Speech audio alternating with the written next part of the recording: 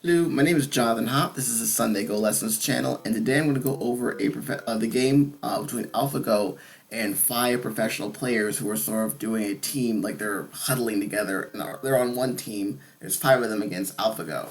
The players are all Chinese professional players: Chen Yaoye, Zhou Ruiyang, Yuting, Shi Yue, and Tang Weixing. All of them are like super top pros, very strong, and they played in this game basically to kind of like test their mettle against AlphaGo. And some of them I think actually played Master during a 60-game series.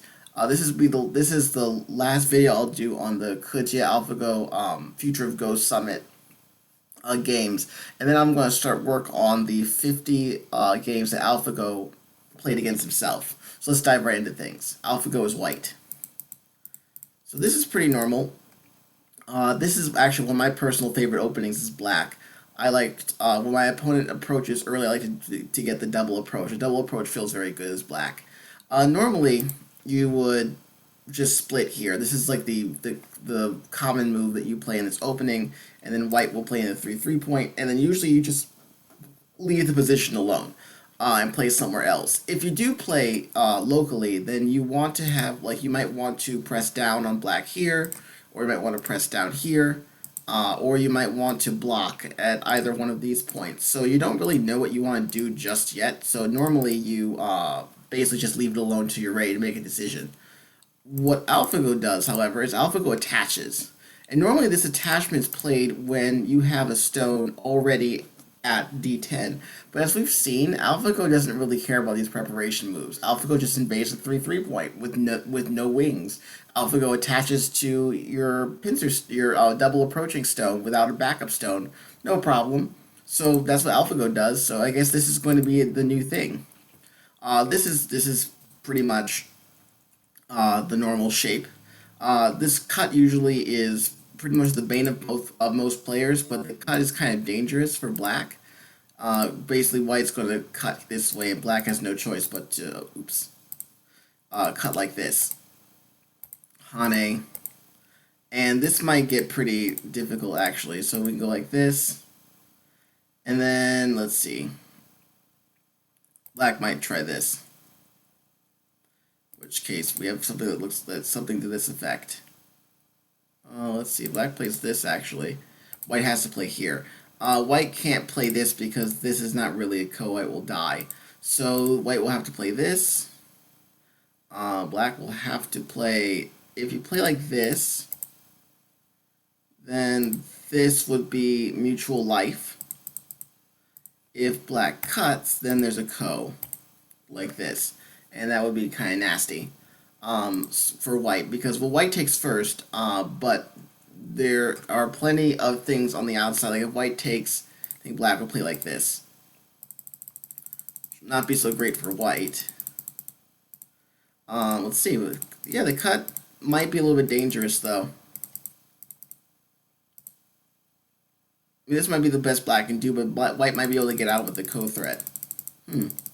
So in the game, black played here to threaten the cut. Now the cut's really severe. So white played here, which is AlphaGo's favorite move. If you look at the Master Series, white loves to press down on black. I think it's a good move too.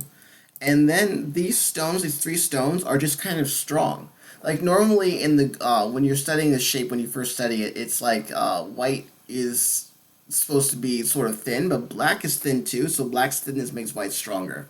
So white counter punches with this move, and then black sacrifices, which makes white really strong towards the right. Maybe a little bit over concentrated, but definitely strong. So let's see. We go like this. Oops.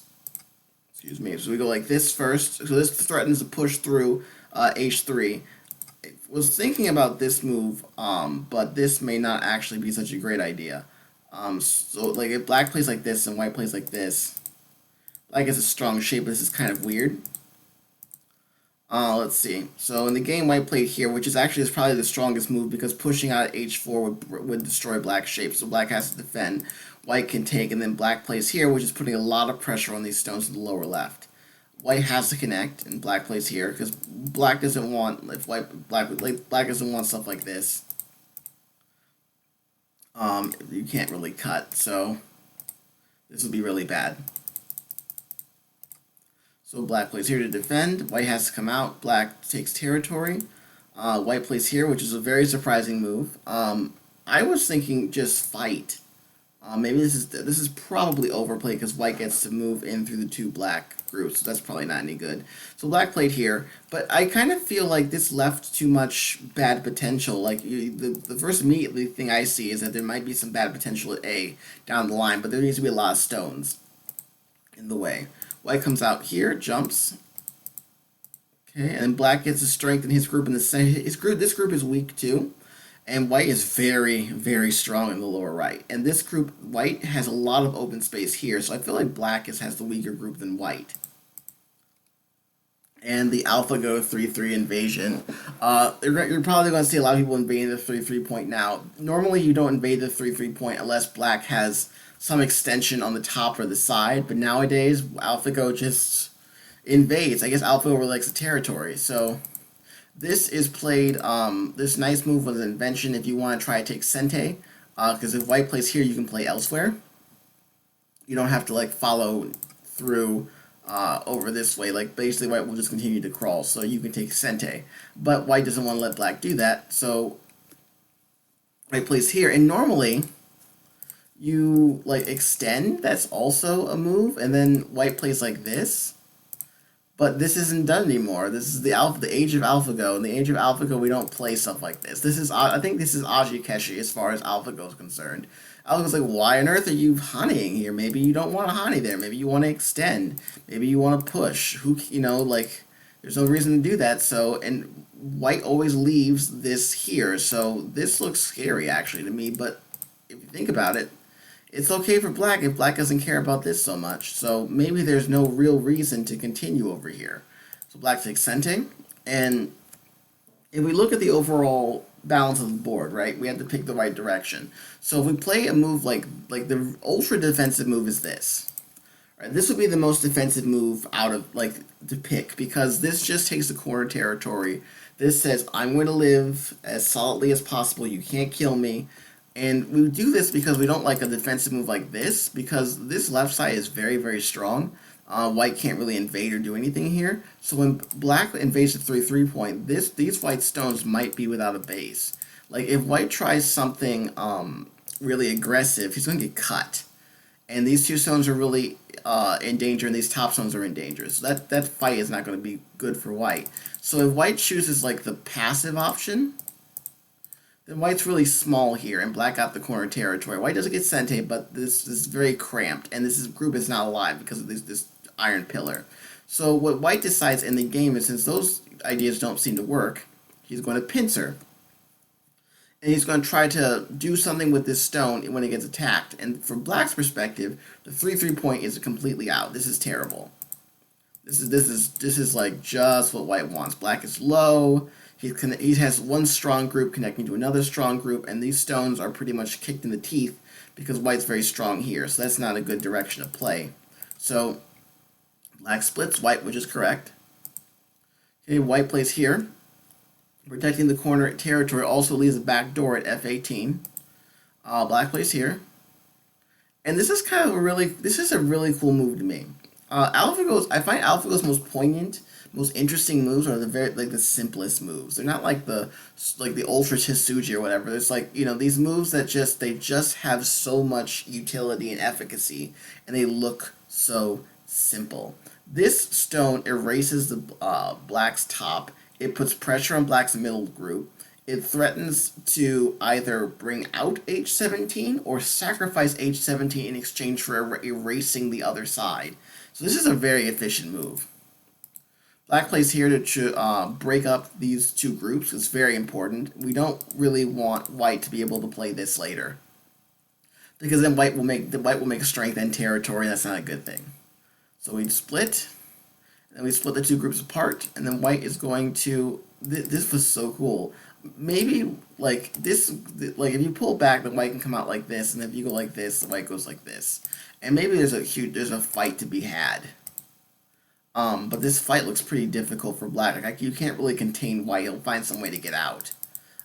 This move, I remember during when I was watching the broadcast of this Ihajin, which is she's a professional. I think she was four dan, actually Korean professional. She thought initially this was might be overplay, and then when she like explained it, AlphaGo played it. She's like, oh, all right then, let's do it. It's sort of the AlphaGo because it's AlphaGo, and then it plays something. We just sort of assume, yeah, it's AlphaGo. AlphaGo knows what it's doing, so it played a good move. So I thought it was overplay, but no, it's not overplay anymore because AlphaGo did it. Let's see. So black played here. The first instinct normally is to block, but the problem with this is you get stuff like this, and then now these three black stones are like they're basically like toast, right? It's going to be very difficult to connect out with them. I don't even think you can get out with them. And then white, still has like forcing moves here. Maybe white wants to play K13 later. Not a good story. So instead, black played here, and then white pushed through. And somehow, this Panuki, I think, just was not as powerful as they thought it would be. Like, normally, taking a stone and making a flower shape in the center is very, very powerful, but for some reason, they had nothing to attack. And that's why I thought, like, this move, this, like, H12 move was so brilliant. It's like, he sacrificed the stone. He basically said, listen, I'm going to go out on the top, or I want to go through the center. Which one do you want me to go? Black said, okay, I'm going to take the center. White says, I'll take the top. And I kind of figure that's where the most of the territory was, so I feel like white got the better end of this deal. Okay, defend. And now it's time to like this is like very important that black gets really thick here because he wants to put pressure on this top group, but he's got to seal this area, and we need stones to do that. Okay, this is for scooping out whites. Black's going to move out with this stone at K17, but if you move out like just directly, this might actually, I'm not even sure this works or not, but maybe it does.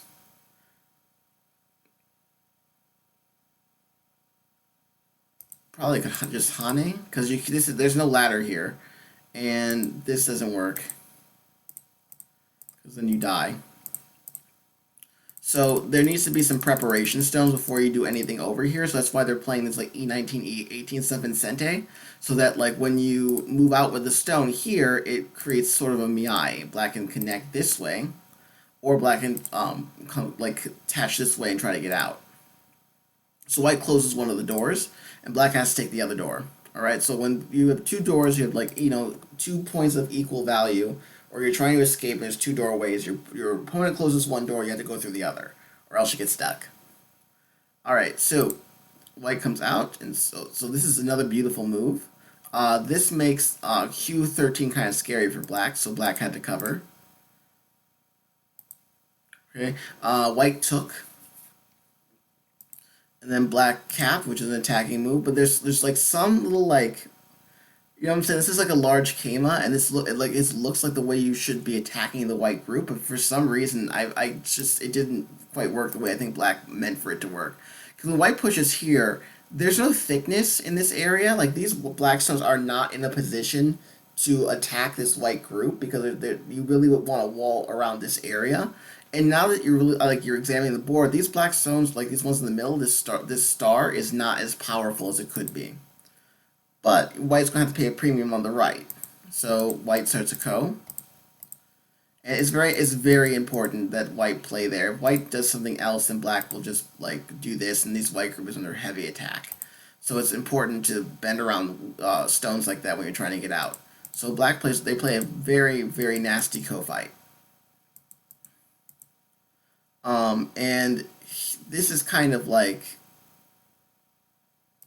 we go back a little bit. Alright, so we go like this, and then black blocks and this. Alright, and so we have this ko thread. And so if black wins, we have to kind of look at the ko to see when you look at ko's and you evaluate how important they are, you have to look at the end result to figure out who's the ko heavier for.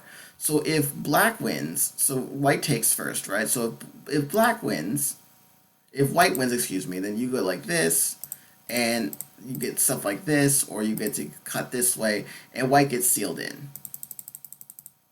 If white gets to play another move, this, for instance, this could be like really, really kind of, this is not like, obviously there's a ko here. Black could try to take the whole thing. Like, this ko is really heavy for white because he can get destroyed. if black wins it, I mean, if black wins the code, then white gets very, very like low, or he could possibly lose stones. If white wins it, he just kind of connects everything, which is nice, but black still gets to kind of push him around. So this code is actually worth more for black than it is for white. So I kind of think that white just decided, hey, since this code is more like valuable to you, you can have it as long as I get a bigger point elsewhere. So they play like this, and they play the code fight out for a while. And one big thing with co-fights is you don't want to play a co-threat that strengthens your opponent elsewhere or gives him points, because then the co becomes more expensive for you. So they play this and this, some more of this. Kind of feel that white gained with these co-threats. So you see what I mean? Like what white gained from black's failed co-threats sort of like makes this a little bit less expensive for him.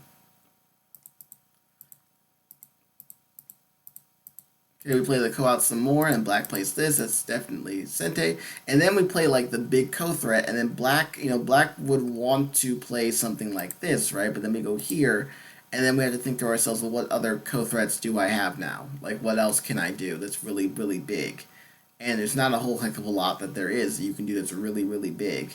I don't even, because now this black group could possibly be in trouble, depending if he can get this move or not. So black decided that he really wanted to just take the whole upper right. So white gets destroyed here, but white gained a little bit at the bottom, and now white's going to get a lot on the left side. So white will play like this. Okay, and then black takes this really big point, and then white has to defend his group in the middle. I know why black played this, because like I would want to play something like this, but this might be really difficult. He might lose some points this way, so black played this. So white defends, and this is a big move because it gives you the possibility of capturing the stones. But white actually thought that sort of breaking up these groups was more important, because now this is a very cool move. This sort of brings all the stones together. This makes this area, if white gets stones in this area, it's going to be very, very difficult for black to live with this group, which they can be in danger. And white can try to erase the center. It's a very efficient move. Right, black plays here, all forcing moves, and black has to connect this group with this group at the top. Plays here, and do this, la la la da. And there's of course a ko if let's see, if black plays this. If black plays this, I think white can play this. So let's see, black might play this, this, and then there's a ko like this, right? And this ko is light for white. White doesn't lose very much. If black black loses the ko, let's just say black plays somewhere else, right? And white takes, then black has lost all of these stones, possibly. And which is pretty much, it's not a good thing for black. And if white loses, let's say white takes and black plays here, and let's say black gets to win the ko, he doesn't actually gain points. And this Atari here at 016 is not really worth that much. So there's not really much to say about that. So the code kind of just sits there. So black plays here for points, and this is a huge move. This was like very cool to watch, because this move erases all of black's potential. In fact, I was really wondering like what the game would have been like if black had played here to get the. I mean, I know this is huge. Don't get me wrong. Like I'm fully aware that it's very, very big. But I wonder if letting the whole like center get erased wasn't too big, because white plays all these forcing moves in the middle. Black gets these forcing moves, but white gets all these forcing moves in the middle, and it's like this is all gone, and I feel like white gained a little bit. So there's a fight at the top. Let's see, there is kind of a ko thing going on up here a little bit. This is big endgame, and really the game is like AlphaGo just sort of wins.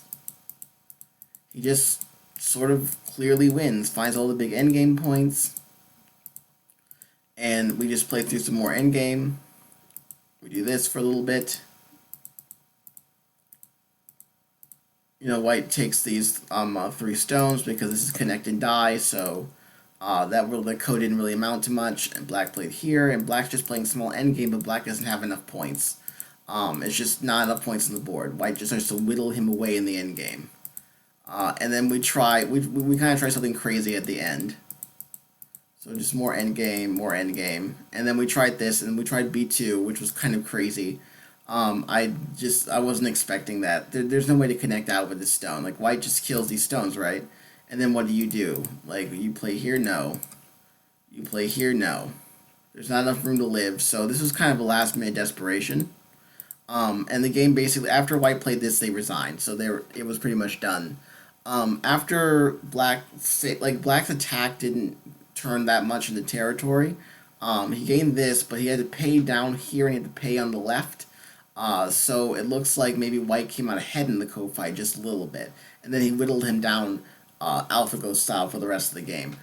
So in this game, AlphaGo didn't necessarily have any super brilliant moves. Nothing that was super off the wall. Like, wow, where did that come from? I've never seen that before. But he had some quietly effective moves that I really was just very impressed with. For instance, this move. This is my favorite move of the game. This is tactically and globally a very strategically sound move. It's very indirect way to deal with the top. You always want to give yourself, because if you're going to run with your stones, there's a direction that you run, and white's already set up a second direction for him to run in, so that allows white to have a little bit more control of the flow instead of just being attacked at the top. So this is sort of a very dual purpose or even triple purpose way to diffuse black's attack at the top, strengthen the bottom stones, give a little flexibility for white. This is my favorite move of the game. This is very, very solid. I like it very much. AlphaGo was great. This was a fantastic game. Although I wonder if it was difficult for the professionals to kind of coordinate. There are 5 Chinese players with 5 very different styles. Like, one's a fighter, one's an endgame, very good in the endgame calculation. So I wonder if they didn't have a little bit of trouble sort of coordinating with each other to try to get the best combination going. But AlphaGo prevailed, and I think AlphaGo is just too strong, basically. It just doesn't matter what you do. Whatever your strategy you try is wrong. All right, well, I hope you enjoyed the review, and if you enjoyed this channel, if you like the videos I do on AlphaGo, on my 10-minute Go, or other things that are on this channel, please consider going to the Patreon page, as you can see down below, and support the channel. All right, so I'll see you guys next time.